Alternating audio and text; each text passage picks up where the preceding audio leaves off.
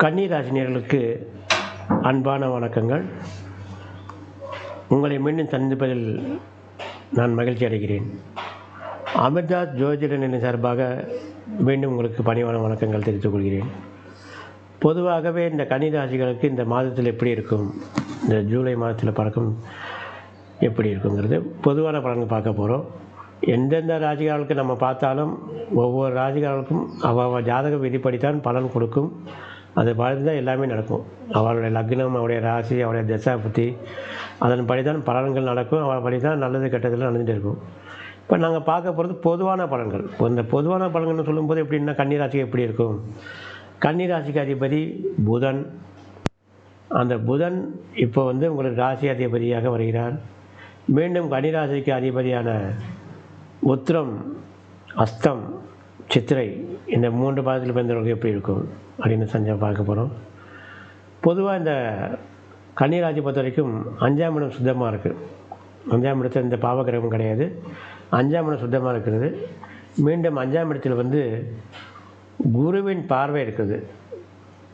5ஆம் இடத்தில் குருவின் பார்வை. பொதுவாகவே இந்த கன்னிராசினியர்களுக்கு இந்த மாதம் எப்படி இருக்கும் அப்படிங்கிற பலன்கள் பார்க்க போகிறோம். இந்த கன்னிராசி பொறுத்த வரைக்கும் 10ஆம் இடத்தில் குரு. 10ல் குரு என்ன பண்ணும்? 10ல் குரு வந்தால் பட்டம், பதவி எல்லாம் பறித்து போகும். அப்படியே ஒரு சாஸ்திரம், பழமொழி உண்டு. 10ல் குரு வரக்கூடாது, ஜென்மத்தில் குரு வரக்கூடாதுன்னு. அந்த மாதிரி கன்னிராசிகளுக்கு இப்போ எப்படின்னா 10ல் குரு சஞ்சாரம் பண்ணுறார்.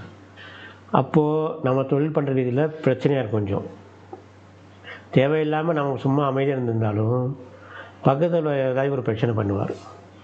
அதே மாதிரி நம்ம நம்மளுடைய மேலதிகாரி எங்கள் மேலே கோபப்படுறதும் தேவையில்லாமல் நீ வேணும்னு தான் செஞ்சேங்கிற மாதிரி சொல்கிறதுக்கும், இந்த மாதிரி தொழில் ரீதியாக இருக்கிற இடத்துலலாம் கொஞ்சம் பிரச்சனைகள் வரும். ஏண்டாப்பா இந்த கம்பெனியில் இருக்கோம், பேசாமல் வேறு கம்பெனிக்கு போயிடலாமா, அப்படி மாதிரி ஒரு சூழ்நிலையும் அதில் ஏற்படும். அதே மாதிரி வீட்டில் குடும்பத்தில் பிரச்சனைகள், குழந்தைகளுடைய பிரச்சனைகள், மனைவியோட ஒரு பிரச்சனைகள், பொருளாதார பிரச்சனைகள், படிப்பு சம்மந்தமாக ஏதாச்சும் ஒரு பிரச்சனைகள் ஏதோ நம்மளை தேடி வந்துகிட்டே இருக்கும். என்ன காரணம்? 10ல் குரு சஞ்சாரம் பண்ணும்போது என்ன ஆகும்? இந்த மாதிரி பிரச்சனைகள்லாம் வந்துகிட்டே இருக்கும். அந்த மாதிரி நேரம் தான் இந்த மாதம் உங்களுக்கு ஓடிகிட்டே இருக்குது. இது பெரிய பாதிப்பெல்லாம் உங்களுக்கு கொடுத்துடாது. காரணம் எப்படின்னா, உங்களுக்கு இப்போ பொதுவாக இந்த 5ஆம் இடத்துல உங்களுக்கு சுத்தமாக இருக்கிறதுனால இந்த பூர்வ புண்ணியம், குலதெய்வ அனுகிரகம் இதெல்லாம் உங்களுக்கு நல்லா இருக்கிறதுனால அது அட்ஜஸ்ட் பண்ணி போயிடும். உங்களுக்கு பொதுவாக என்ன பண்ணும்? பிரச்சனைகள் தான் வரும் தவிர ஒரு பொருளாதார பேலன்ஸ் எல்லாம் பண்ணிட்டு போயிடலாம். அந்த மாதிரி இருக்கும்போது உங்களுக்கு பொருளாதார ஒரு பேலன்ஸ் பண்ணிட்டு போயிடலாம். பூர்வ புண்ணியம் 5ஆம் இடத்துல நல்லா சுத்தமாக இருக்கிறதுனால, குலதெய்வ அனுகிரகம், முன்னோர்கள் நல்லா இருக்கிறதுனால இந்த ஒரு சின்ன சின்ன பிரச்சனையாக வரும்போது அது நம்மளுடைய குலதெய்வம் நம்மளுக்கு முன் நின்று நம்மளை காத்து அது நல்லா தான் முடிச்சு கொடுத்துரும்.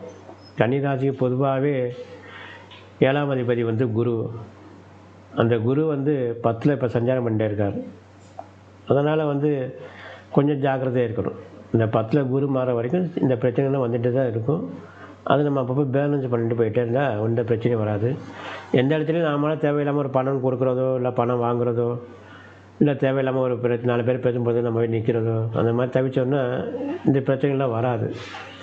கொஞ்சம் அமைதியாக இருந்து நம்ம நம்ம குலதெய்வத்தை உங்களை பொறுத்த வரைக்கும் குலதெய்வ வழிபாடு பண்ணிவிட்டு எங்கேயாச்சும் போகணுன்னா உங்கள் குலதெய்வமோ இஷ்ட தெய்வமோ அதை வழிபாடு பண்ணிட்டு நீங்கள் போனீங்கன்னா காரிய தடைகள் இல்லாமல் நல்ல விதமாக நடக்கும்.